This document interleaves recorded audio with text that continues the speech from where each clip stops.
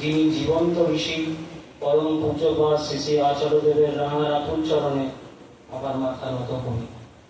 আমি খুব একটা বক্তা নয়, তবে যে ভাব সৃষ্টি করে গেছেন সেই ভাবের উপরই বলি। কারণ কিছুক্ষণ আগে শুনছিলাম সত্য অনুষ্ঠানটা বাণী, ঠাকুরের কথাটা হচ্ছে অভাবে পরিশ্রান্ত মনে ব্রহ্মকে জিজ্ঞাসা করে নতুবা করে না।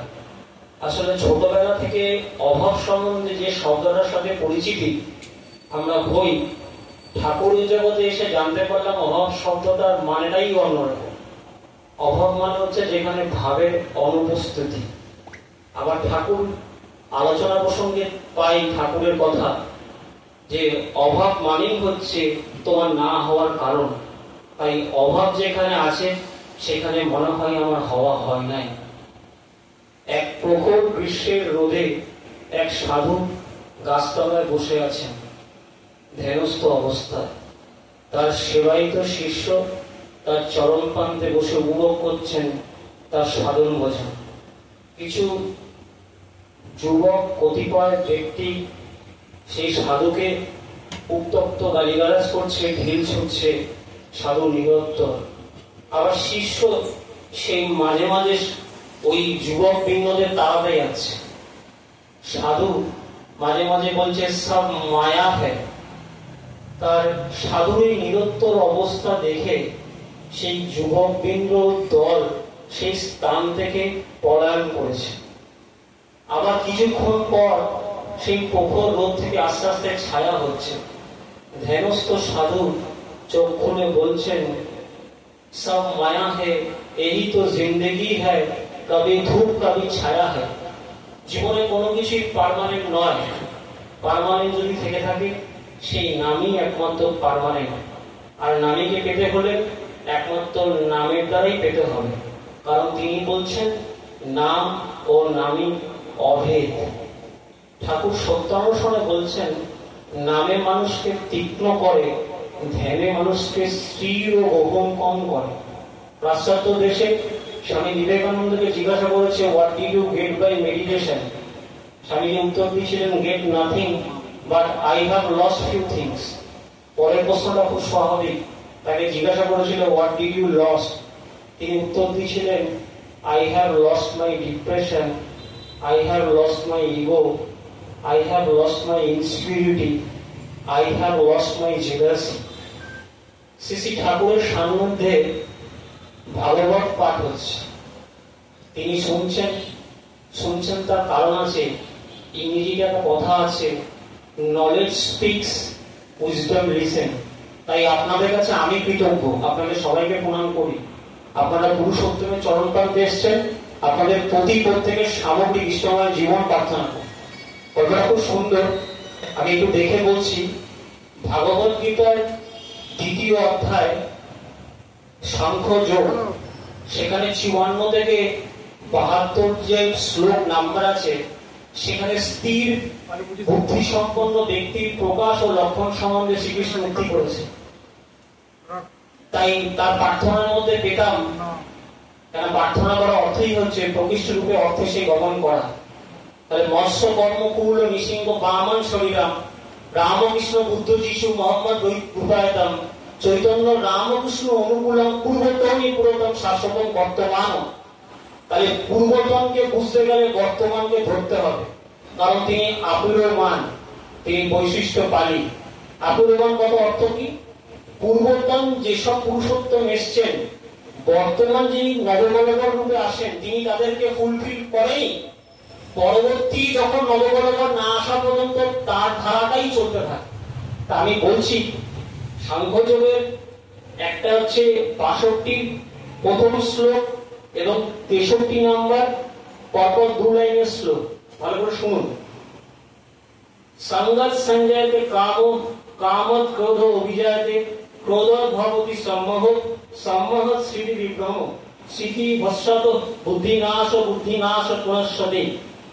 ঠাকুর শুনছেন, ঠাকুর পূজনীয় ঋত্বিক আচার্য বলছেন কেষ্টদা আগে আমি একটু বলবার পারি, আপনারা দেখেন 19/10/1939 ঠাকুর কি বলছেন শোনেন। संगत संजय श्रद्धा श्रद्धा दृष्टि शुद्धता দৃষ্টি শুদ্ধেই বিশ্বাস নির্বিচারিতা ভবে প্রেম প্রেমাচ্ছম সমর্পণম। অর্থাৎ আমি কার সাথে যুক্ত হচ্ছি, কার সাথে আমার অ্যাসোসিয়েশন আছে, সেটা খুব বড় কথা। কারণ সঙ্গ করলে শ্রদ্ধা আসে, শ্রদ্ধা করলে দোষ ও দৃষ্টি দূর হয়, বিশ্বাস স্থাপন হয়, বিশ্বাস আসলে নির্ভরতা আসে, নির্ভরতা আসলে প্রেম আসে। তাই জীবনের আনন্দে থাকার পথটা আমাকেই বার করতে হবে। আর এই পূর্ণ ভাগবত লগ্নে আমরা একটা সংকল্প করি যে পরিশ্রান্ত মন অভাবে ব্রহ্মকে জিজ্ঞাসা করে নতুবা করে না। তার ঠাকুরের আবারও একটা কথা আছে, তুমি ভাবমুখী থাকতে চেষ্টা করো, পতিত হবে না। তার মানে আমার ভাব তার সাথে যদি না যুক্ত হয়, তাহলে কোনোদিনও আমার কোনো কিছু হবে না। কারণ ধর্মের কোনো অলৌকিকত্বের স্থান নেই, করার মধ্যে দিয়েই পেতে হবে। আপনারা আমার এখানে সামনে বসে আছেন, সমস্ত পাঞ্জাবের কর্মী এখানেও আছেন, বিশিষ্ট বক্তা আছেন, হিমাদিদা, আমার দাদা অগ্রজপতি। নববর্ষ উৎসবে আপনারা অনেকেই যাবেন। আমি একটা নববর্ষ উৎসবের ঘটনা বলছি। সালটা 1954 সাল। আনন্দবাজারের সাংবাদিক ও সুসাহিত্যিক শ্রী পাচুগোপাল মুখোপাধ্যায় শ্রী ঠাকুরের সান্নিধ্যে এসছেন। শ্রী ঠাকুরের সাথে কিছুক্ষণ আলাপচারিতা করার পর তিনি সবাইকে বলছেন যে বার্টন রাসেল থেকে বাং সেতু কোনো কিছুই তার বাদ নেই। মনে হচ্ছে একটা জীবন্ত এনসাইক্লোপিডিয়ার সামনে বসে আছি, আমি একের পর এক পাতা উল্টাচ্ছি। দেখুন, তাকে ব্যাখ্যা আমার মনে হয় না কেউ কাউকে দিতে পারবে, কারণ তিনি নিজেই নিজেকে ব্যাখ্যা দিতে পারবেন। তিনি বলছেন active experience create active knowledge, active knowledge and active experience come from active action. Active action and active knowledge with meaningful adjustment creates wisdom. তিনি বলছেন sincere adherence with active service and presence of mind is more admirable than insincere. আবার তিনি সুশীলা মাকে বলছেন ক্যাম্বায় শুক্তো রান্না করতে হবে।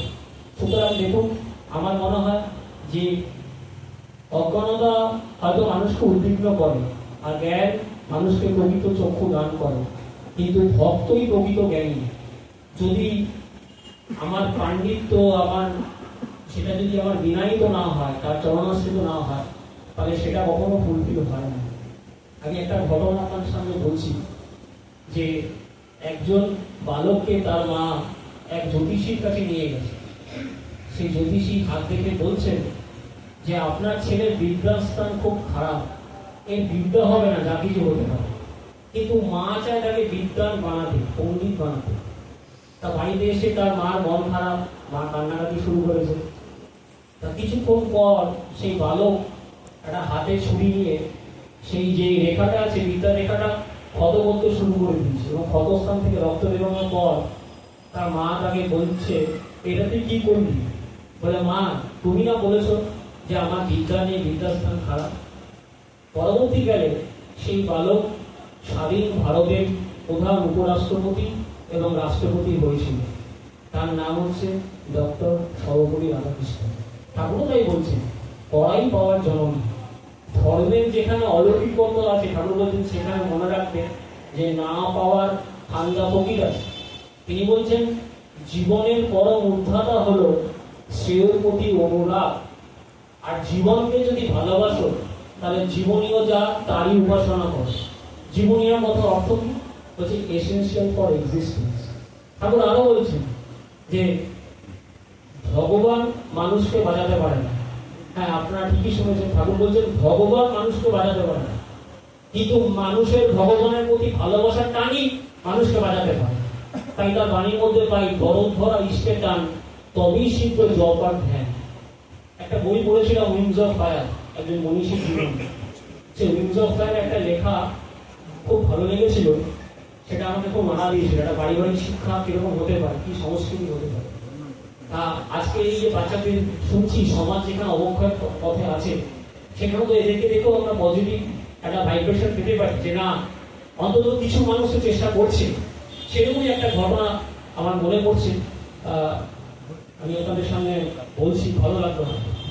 সেই কিশোর হেরিকেন জারি অন্ধকার ঘরে পড়ছে, তার বাবা রুটি খাচ্ছে। তার বাবাকে দেখছে একটা পোড়া রুটি খেতে। তা বলছে, বাবা তুমি পোড়া রুটিটা খাচ্ছ? বলো তুমি পোড়ামুড়িটাকে দেখলে, তুমি তোমার মার পরিশ্রমটাকে দেখলে না, মা আত্মত্যাগকে দেখলে না। ঠাকুর বলছেন good marriage is the index of good breathing, good breathing is the index of good heredity.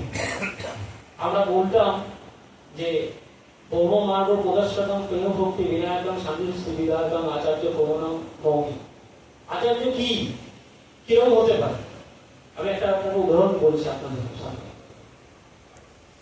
মেগাস্থানিসের দূত চন্দ্রগুপ্ত মৌর্য এরকম হয়ে যাওয়ার পর, এরকম তার প্রাধান্য দেখার পর সে চাণক্যর সাথে দেখা করবে ঠিক করেছে। আমি যে কথাটা বলছি সেটা ইন্ডিকা বইয়ের মধ্যে পাবেন অথবা উইকিপিডিয়াতেও পেয়ে যাবেন। তা চাণক্য বলেছে ঠিক আছে, আমি যখন রাজসভার কাজ শেষ করে আমার প্রেক্ষায় গিয়ে যাবো তখন তুমি এসো। তা বলছে ঠিক আছে, আপনাকে আমি দুটো প্রশ্ন করবো। তা চাণক্যকে দেখছেন এবং দুখানা কুপি জ্বালানো আছে পাশাপাশি। তা তিনি তার রাজকার্য করছেন, সেই সময় একটা কুপি জ্বলছে। পরে বলছেন তুমি কি আমাকে এখন কিছু জিজ্ঞাসা করবে? বলছে হ্যাঁ। তা তিনি ফু দিয়ে ওই কুপিটাকে নিভিয়ে একটা ছোট কুপি জ্বালিয়েছে। বলছে ওই কুপিটা নিলামের কেন? বলছে ওটা নিভিয়েছে এই কারণে, কারণ ওটা আমার রাজকার্যের জন্য জ্বলছিল, আর এখন আমি যেটা জ্বালালাম সেটা আমার ব্যক্তির জন্য।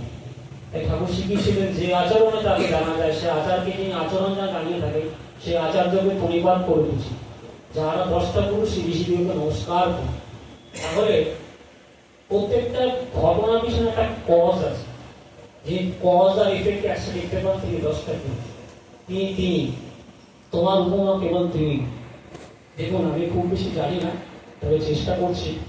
আপনাদের সামনে এখানে এসে আমার সত্যি খুব ভালো লেগেছে। মগ্নতা, আমার শ্বাস প্রশ্বাস, প্রত্যেকটা জীবনের অঙ্গ প্রত্যঙ্গ অস্তিত্ব যেন তার হয়ে উঠুক, আমাকে যেন তার মমতা পেয়ে বসে, তাহলে জীবনের সবকিছুই ব্যালেন্সে থাকবে। তা পঞ্চানন সরকার একটা গান আমার খুব প্রিয় গান, সময় হয়ে গেছে দাদা বলবেন, সেই গানটা দুটো লাইন আমি একটু শুনেই লিখে দিচ্ছি, কারণ এই গানটার একটা অদ্ভুত মাদকতা আছে। তা যেখানে এখন সমস্ত বিভিন্ন অত্যাধুনিক মিউজিক যেখানে উপাধি হোক, কিন্তু গানের কথা তো মানুষের অন্তরকে ছুঁয়ে যায়। তাই আমার এটা যখনই খুব খারাপ লাগে, আমার এই অন্তরকে ছুঁয়ে যাওয়া এই কথাটা আমি নিজেকে নিজেই বলি যে তোমায় ভালোবাসি বলে কত লোকে কত বলে, বলে বলুক কি যায় আসে, তোমায় ছাড়া দিন কি চলে। আপনারা প্রত্যেকে ভালো থাকবেন। আমি যদি কিছু ভুল করে থাকি ক্ষমা করে দেবেন। জয় গুরু।